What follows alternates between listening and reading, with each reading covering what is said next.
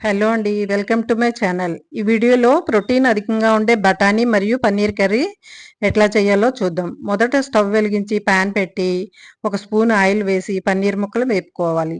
తర్వాత 5-6 జీడిపప్పులు కూడా వేసి వేయించి బౌల్లోకి తీసుకోవాలి.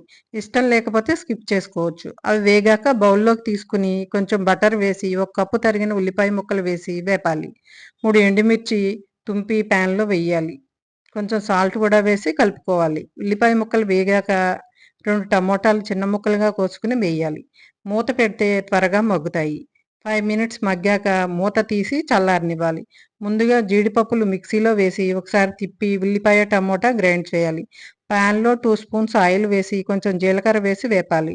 తర్వాత ఒక స్పూన్ అల్లం వెల్లుల్లి పేస్ట్ వేసి పచ్చివాసన పోయే వరకు వేపాలి. తర్వాత 2 స్పూన్స్ కారం, 2 స్పూన్స్ ధనియాల పౌడర్ వేసి కలపాలి. తర్వాత మనం మిక్సీ వేసిన ఉల్లిపాయ, టమోటా పేస్ట్‌ని ప్యాన్‌లో వెయ్యాలి. ఈ పేస్ట్ కొంచెం ఉడికాక మిక్సీ జార్ కడిగి నీళ్లు కూడా పొయ్యాలి. కొంచెం సేపు ఉడికి దగ్గర పడ్డాక ఒక కప్పు బఠానీ వేసి కలిపి మూత పెట్టాలి. 5-6 మినిట్స్ ఉడికాక ఆయిల్ పైకి తేలాక పన్నీర్ ముక్కలు, గరం మసాలా వేసి కలపాలి. కొంచెం కసూరి మేతి కూడా వేసుకుంటే బాగుంటుంది. కొంచెం సరిపడా ఉప్పు కూడా ఇప్పుడే చూసుకుంటే బెటరు.